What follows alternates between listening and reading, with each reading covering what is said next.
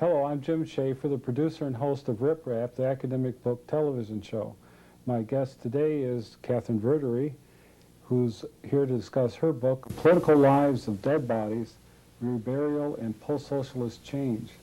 What a title. When I was reading the book, I wondered, how did you decide to select this topic? It seemed as though you had some personal and some scholarly reasons, but how did you arrive at doing it? I have a friend who also teaches at Michigan, Professor David Cohen, whom I've known for years as a faculty member at Johns Hopkins, where I used to teach before I came here last year. And in 1990, I was organizing a set of panels for a professional conference on the body. So I asked David if he would organize one session for me, since I knew he'd been writing a book on the problems in burying a lawyer in Kenya who had died and spent 6 months in the morgue while his relatives fought over where the guy was going to be buried. David organized this panel session, and he called it The Political Lives of Dead Bodies. Now, he tells me that the two of us came up with this title together, but one way or another I found it very compelling. And one of the papers in the session that he organized was written by an anthropologist, Susan Gall, at the University of Chicago, who wrote about the reburial of Imre Nagy, the Hungarian prime minister in the 1956 Hungarian uprising. So that was kind of my introduction both to the problem in Eastern Europe and to this interesting title. From there, it became a book over the space of a number of years, because I had opened my own little folder in my drawer of my desk. I have several folders for possible projects, things that I might like to do. And one of them had this title, and every now and then I'd come upon an article or a news item and I'd stuff it in my little file. But in the, I think it was the spring of 1996, I was invited to give lectures, this set of lectures at the Harriman Institute in New York, for which I was told I should anticipate a rather broad, general, educated audience, and I thought maybe this topic would appeal to enough people to make my sponsors happy, so I went with that. Didn't you consider something about necrophilia? Yeah, the title of the lectures was Post-Socialist Necrophilia, and then Political Lives of Dead Bodies. I decided, especially after I finished the chapter on the Yugoslav situation, which wasn't anywhere near as tragic when I finished the book as it is now, but it was still pretty grim, that the subject was a little too serious for a kind of light title like Post-Socialist Necrophilia. So much to the regret of Columbia University Press, I took that off. Very decent thing to do. One of the singular qualities of the book is your craftsmanship, and I talked about that a little bit with you, that you've attended to the technical details of its preparation. And could you explain some about how you made the transformation, as you said, from the lecture series or lecture at the Harriman Institute, and then why you designed the structures you did in examining this topic? I think many young scholars constantly need this help and advice as they work on dissertations in their first book. Yes. I had, for the lectures, 3 evenings in which to cover the subject for my audience. So it seemed to me that I had to begin in the first lecture by, first of all, proving that I actually had material here that made it worth an entire set of lectures. And so I began by simply listing many, many cases of reburials that had happened in the Soviet bloc, the whole region, since 1989. A couple of them were right before 89.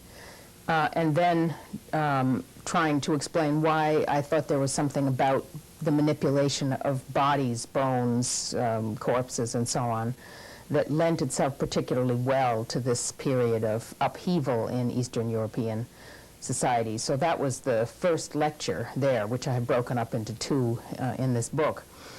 But then it seemed to me that it's important to try to illustrate how I want to understand this kind of complex phenomenon by using a single extended case, and so that was the second chapter, having done a kind of survey, both conceptual and empirical in the first one, to spend an entire lecture on one particular dead body who had been exhumed from Rome and returned for reburial to Transylvania. In this case, it was my own field research that produced that chapter, because I'd meanwhile been in Romania after I knew that I was going to be giving these lectures, and I'd been asking about this one case that I knew was coming to a head, if I may put it that way. And that chapter I organized chronologically, so starting with the idea for the reburial and following sort of the course of this guy's life, and then his remove to Romania at the end. And so I was using kind of linear time to organize that chapter. But part of the problem that I discuss in this book is how the notion of time itself is being reordered in the post-socialist period, and that the very idea of trying to reestablish a society, this is how it's often conceived, to reestablish a society after the communist period that links with the period before communism, as if one could cut out the entire 1945 to 1989 period and bring the ends of the timeline together and make a new kind of sense of history.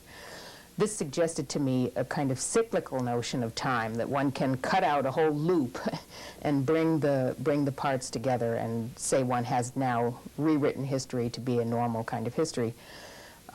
This led me to think that another way of organizing another chapter, not a straight linear organization, but something else, might be an effective way of trying to make the point that I was interested in arguing about different notions of time. So in the final chapter, I didn't use a single case. There I wanted to come back to a more general kind of argument to say, okay, now we've seen one specific thing, but I don't really just have one specific case. There are others that are worth talking about, and I thought that of all the others I had some exposure to, the Yugoslav one was particularly significant, and it turns out that I was more prescient than I realized in seizing upon that example.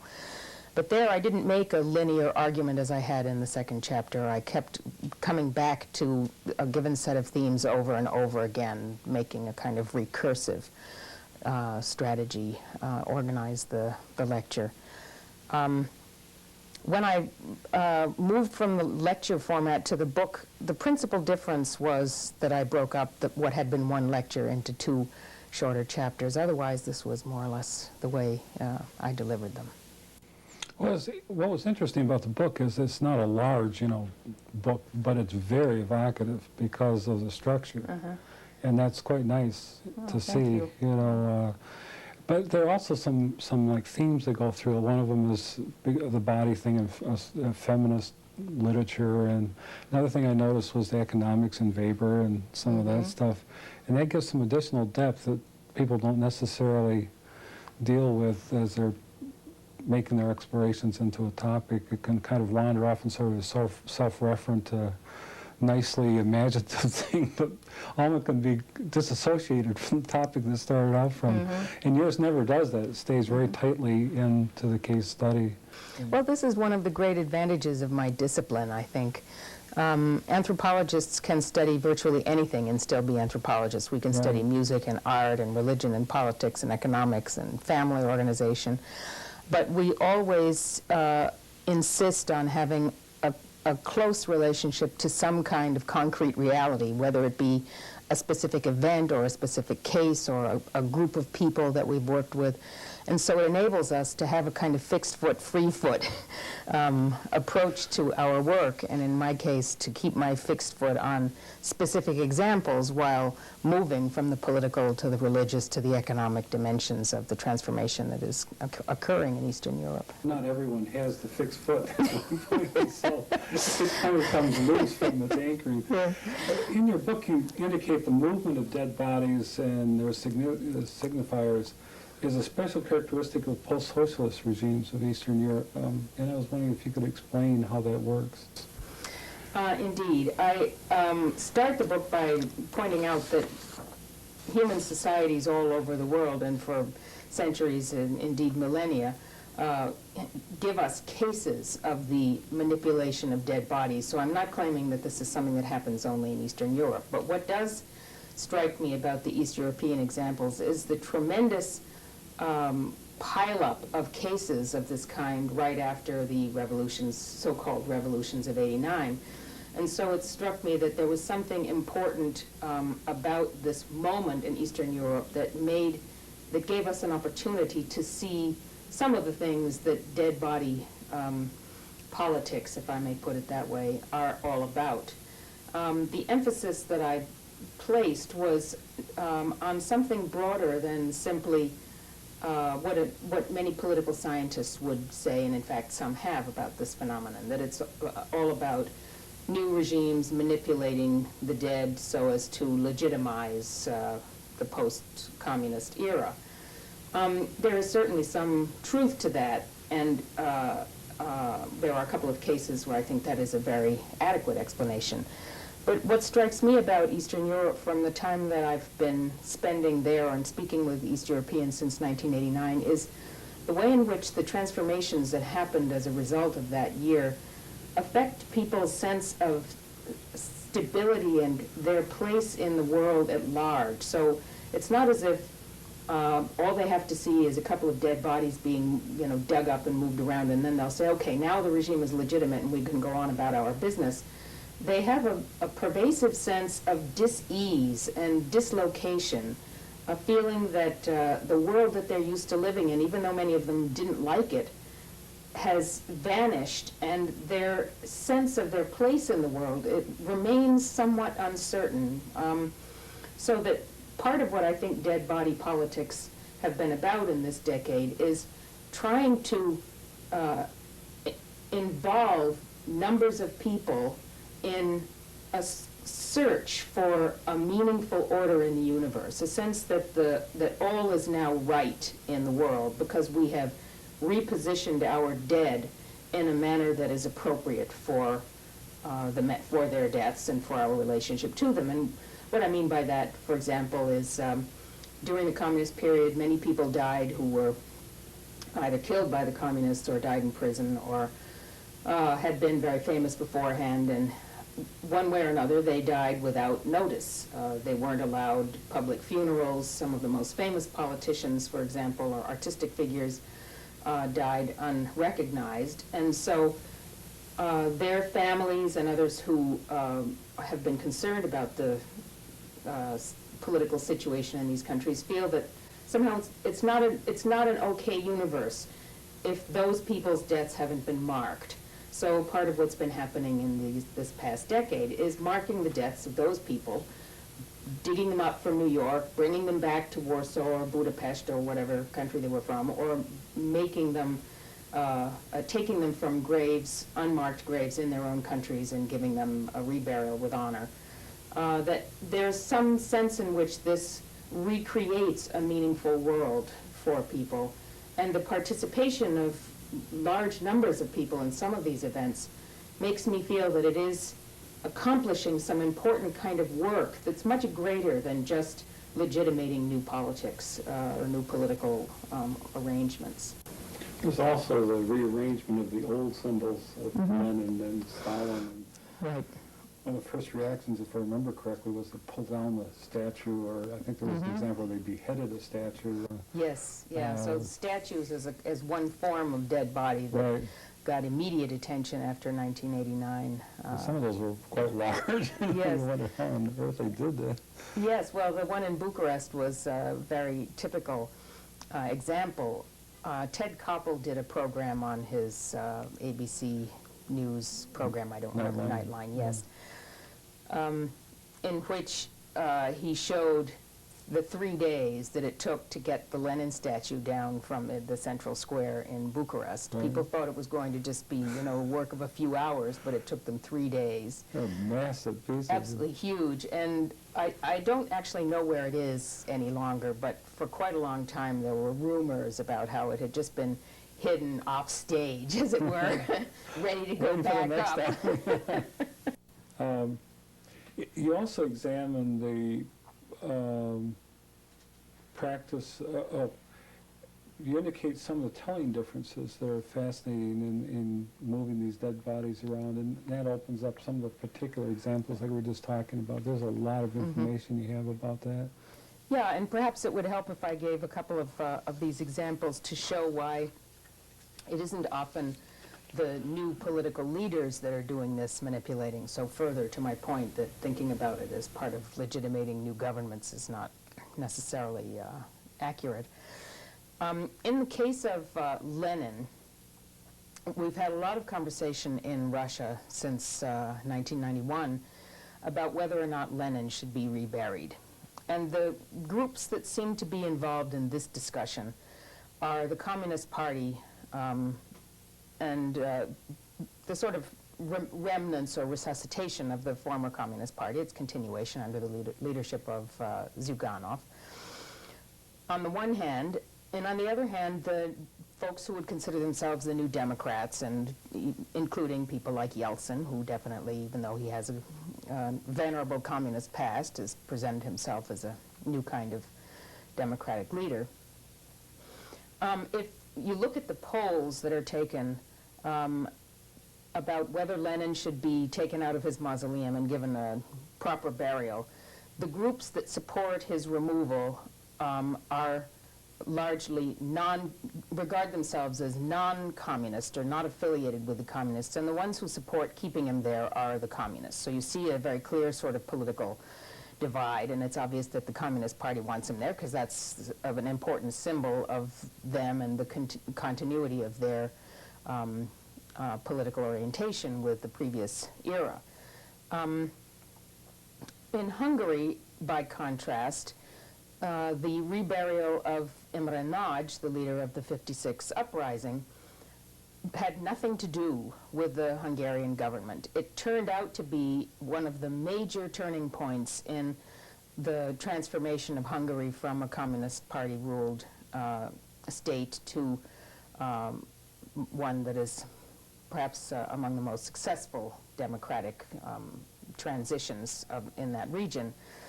And in that case, the people who were responsible for Nagy's exhumation and reburial were his family members, and the members of the families of other communist officials who had been executed and buried with him in, after the '56 uprising.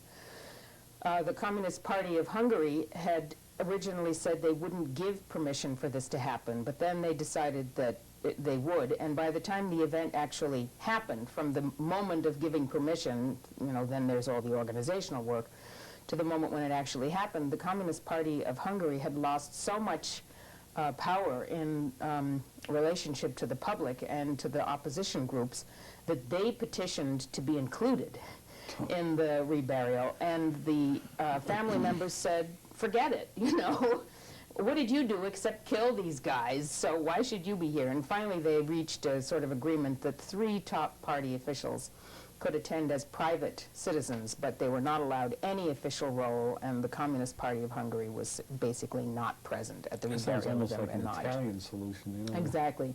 So there, it was a much more personal sort of impetus that went to moving Imre Nagy around in the cemetery in Budapest. They dug him up, turned him over, brought him out into the main square, had a big, huge, 250,000 people or more, that's a lot of people, big, huge ceremony. Then they put him back in exactly the same place and covered him up again.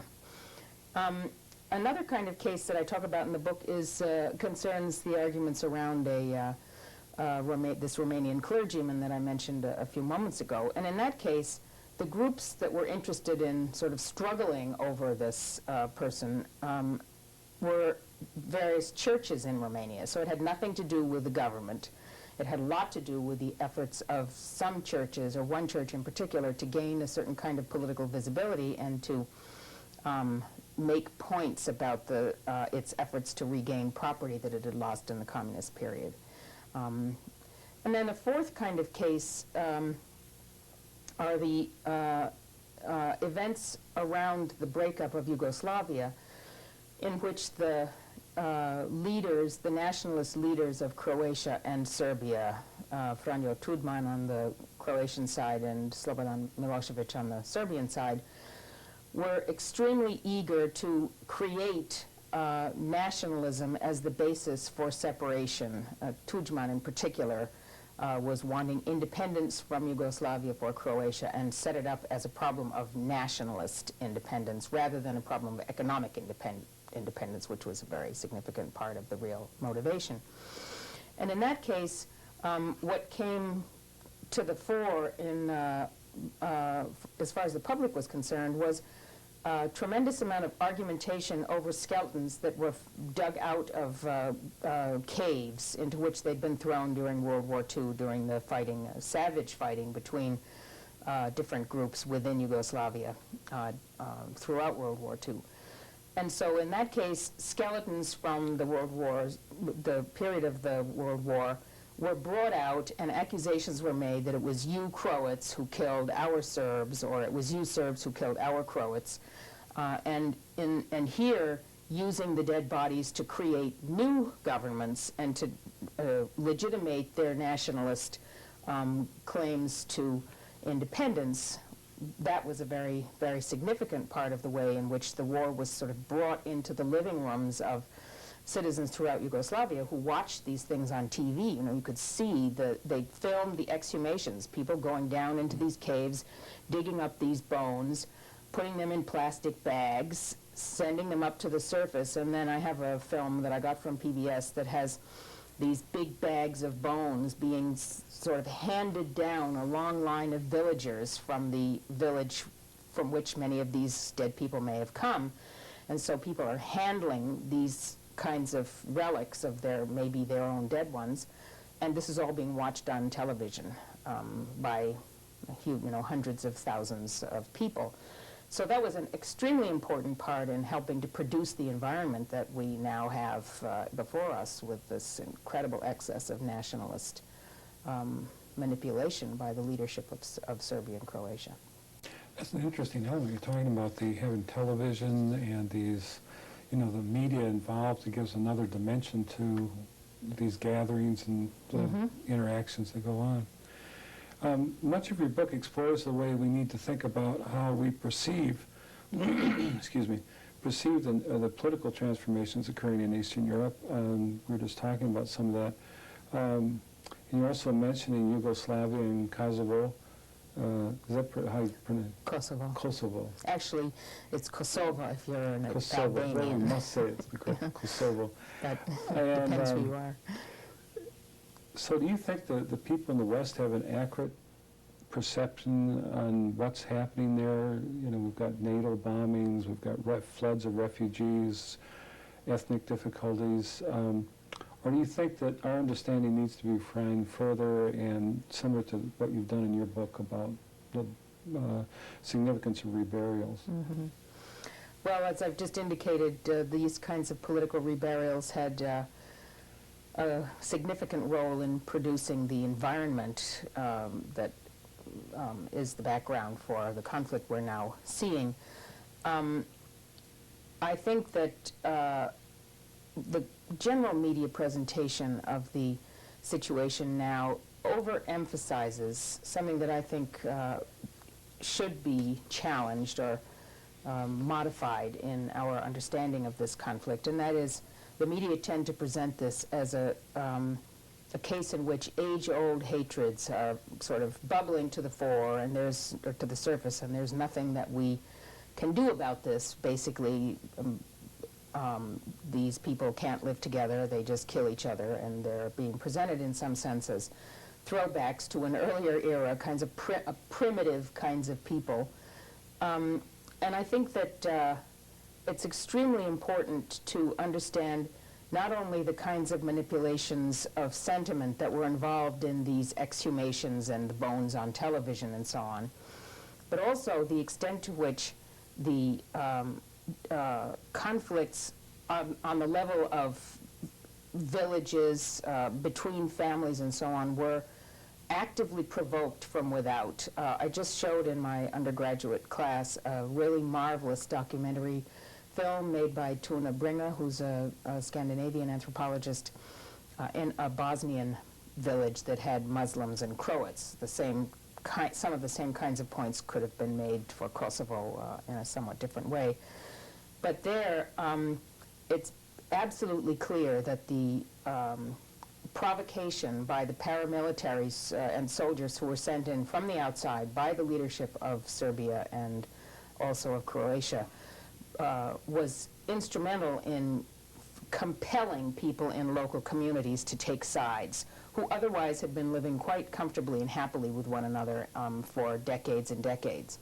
So the folks who can't stand each other and want to have this kind of ethnic conflict have to be seen as the nationalist leaders of would-be new countries rather than the everyday folks who had been perfectly happy to live together. No, not to say that there had never been any conflict among these ethnic groups, but there are conflicts in our society too that don't turn into just horrendous kinds of killings and expulsions. So I think it would be helpful for us to think more kindly on the average populations, not see them as some kind of primitive throwback, and to understand the specific politics that are being perpetrated by these dictators, demagogues, and it's not just single people either. There are whole groups of people in power in Croatia and Serbia that are simply not the kinds of folks that we would want to be next to for very long at all. I think that's an excellent point, because people are having to find out where Kosovo is, and also I think that it's looking at the people there a little more intently than just some kind of distant other. The range of people you used and the amount of time indicated, a number of nation states in this type of, to go back to the topic with your book, of dead body politics, is really absolutely amazing how you work all this together. Are you planning to extend this trajectory of your research, of looking at this dead body politics? I had to make a decision when I finished the lectures as to whether I was going to spend another 5 years rewriting the lectures and really exploring this topic, or to write them fairly close to the form in which I had delivered them, and Columbia Press encouraged me to do the latter. I don't think I will continue with this for now, because I interrupted another project that involves the recreation of private property and land, a project that I've been doing for several years in Transylvania, and I want to get back to that. But I've found the sets of problems that I became interested in for this book sufficiently compelling that I can't say I'm finished with it. Well, it's a very interesting book, what you've done with it and how you've explored it, and thank you for being on the program. Thank you for encouraging me to come.